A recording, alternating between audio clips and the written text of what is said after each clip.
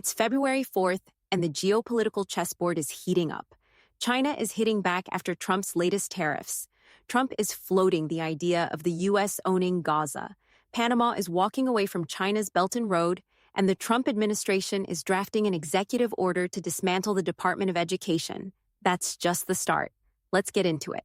Over the weekend, Trump imposed a 10% tariff on all Chinese goods, citing China's role in supplying precursor chemicals used to manufacture fentanyl. He framed it as both an economic and national security move, pressuring Beijing to crack down on illicit chemical exports. Now China is hitting back. Starting February 10th, Beijing will slap a 15% tariff on U.S. coal and liquefied natural gas, LNG, while crude oil, agricultural machinery, and large displacement vehicles will face a 10% tariff. These aren't necessarily devastating blows. China isn't a major buyer of U.S. crude or coal, but it's a clear signal that they're willing to escalate. And it doesn't stop at tariffs. China is tightening export controls on tungsten and molybdenum, two rare earth minerals critical for high-tech manufacturing. That move directly impacts the U.S. tech sector, particularly semiconductor production. And then there's Google. China has just opened an antitrust investigation into Google, despite the company pulling its search engine from the Chinese market back in 2010. The investigation could still hit Google's business relationships with Chinese firms that rely on its advertising and cloud services outside of China. As for Trump, no official response yet, but he just canceled his scheduled call with President Xi. At a White House press conference alongside Israeli Prime Minister Benjamin Netanyahu, Trump made a bold, some might say shocking statement. "We will take over the Gaza Strip and own it." His plan?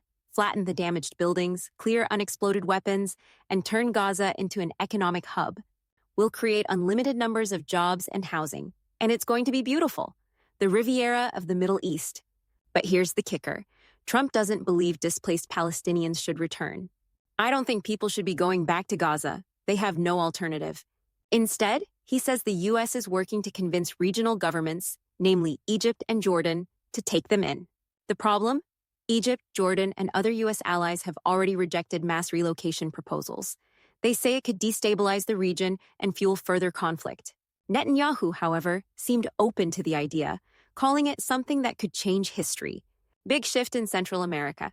Panama's President José Raúl Mulino has announced that his country will not renew its 2017 Belt and Road Agreement with China. This came right after a meeting with U.S. Secretary of State Marco Rubio. Mulino made it clear, Panama wants to deepen ties with the United States. He reassured reporters that Panama's sovereignty over the canal remains unchanged, and that he's hoping for increased U.S. investment in the region. Why does this matter? Well, 72% of ships passing through the Panama Canal are either heading to or leaving U.S. ports. Losing Panama as a Belt and Road partner is a setback for China, especially as Beijing pushes for greater influence in Latin America. The Trump administration is drafting an executive order to start dismantling the Department of Education. Two sources close to the plan say Trump's team will instruct the education secretary to develop a strategy to reduce the department's scope through executive action. The long-term goal? Shut it down completely. Now, actually eliminating the department requires congressional approval. Previous attempts, including a 2018 proposal to merge it with the Labor Department, never made it past Congress. But Trump isn't waiting for legislative approval. His administration wants to begin cutting its power immediately. Trump has repeatedly criticized the Department of Education, calling it a swamp and claiming it's wasting taxpayer dollars on indoctrination. One wild card here. The Department of Government Efficiency, led by Elon Musk, is reportedly assessing federal agencies for potential consolidation or elimination. The Education Department is now on that list. The Department of Government Efficiency, DOGE, just axed $1 billion in federal diversity, equity, and inclusion, DEI contracts.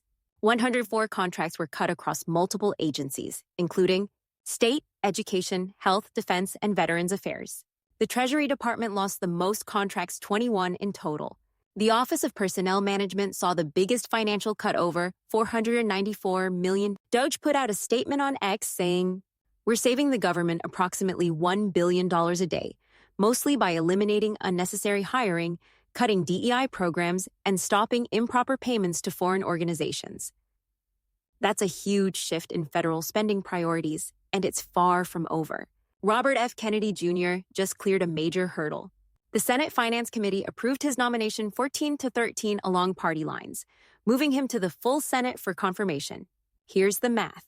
RFK Jr. can only afford to lose 3 Republican votes. If that happens, Vice President J.D. Vance would cast the tie-breaking vote. Expect a fierce battle on the Senate floor. Trump is issuing his strongest warning yet to Iran. With reports that Iranian operatives are plotting assassinations against U.S. officials involved in the 2020 strike that killed Qasem Soleimani, Trump made it clear. If that happens to a leader, or close to a leader, you would call for total obliteration. He also confirmed he's left instructions for Iran to be obliterated if they act on their threats. Meanwhile, Trump just signed a national security memorandum imposing maximum economic pressure on Iran, targeting its nuclear program and sanctioning key industries. When asked if he'd support Israeli strikes on Iran's nuclear facilities, Trump declined to comment, but emphasized that he will never allow Iran to obtain a nuclear weapon. That's the latest China retaliates. Trump makes a wild Gaza proposal, Panama pivots back to the U.S., and the Department of Education might be on the chopping block. But now, I want to hear from you. Which of these stories do you think will have the biggest impact in the next few months?